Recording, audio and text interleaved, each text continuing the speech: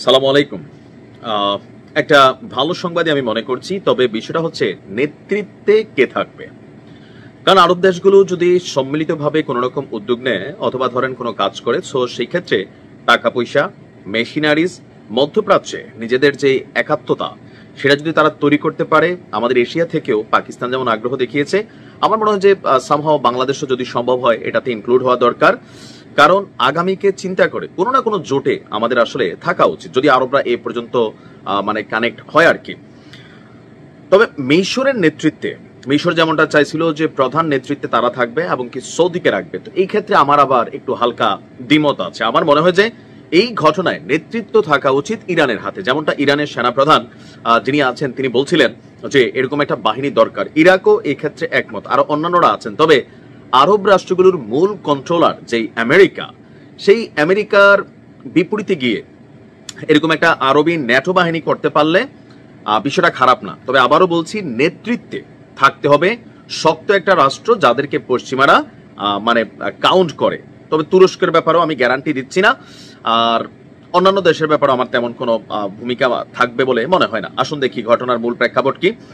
এই মুহূর্তে আপনার ইসরায়েলের অভিযানের পর কাতারের দোহাতে বেশ কয়েক ধাপে আলোচনা হয়েছে এবং আলোচনাগুলোর মধ্যে বাহরাইন, কুয়েত, ওমান, কাতার, সৌদি আরব, সংযুক্ত আরব আমিরাতের নেতারা একসাথে বসেন।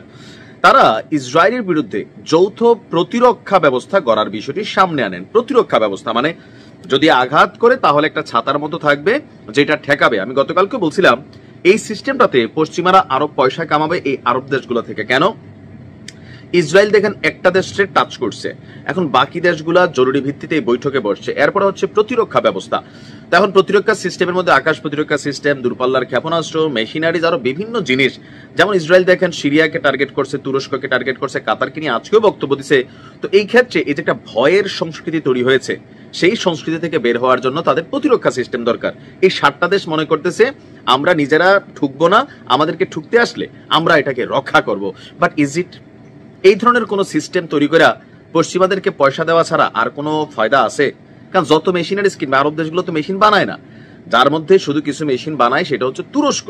আর ইরানও ধরেন আকাশ প্রতিরক্ষা সিস্টেম কিন্তু রাশিয়ার উপর তারা ডিপেন্ডেবল বা চীন থেকে কানেক্ট হয়।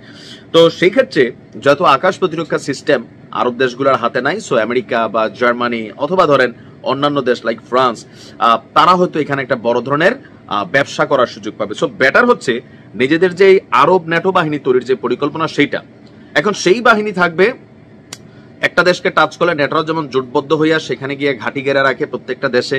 ইভেন ওই কখনো যদি কোনো সময় ওই দেশে একটা সিম্পল ঘটনাও ঘটে, যেই দেশ ঘটাচ্ছে তার বিরুদ্ধে তারা সরাসরি আক্রমণের ভূমিকাতে চলে যায়। সো আরবদের উচিত এখানে আক্রমণের ভূমিকাটাতে তৈরি হওয়া।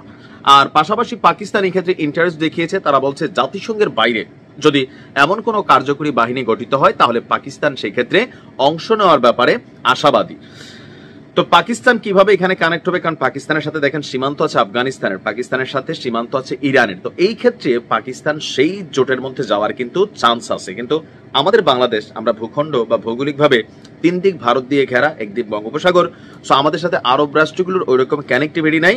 সেই ক্ষেত্রে হয়তো বাংলাদেশের অনুপ্রবেশটা এখানে কষ্টকর হয়ে যাবে, আর চেষ্টা করা দরকার।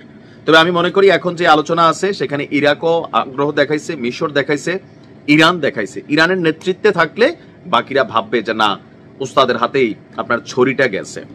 দেখা যাক আরবরা কি করে। ভালো থাকুন।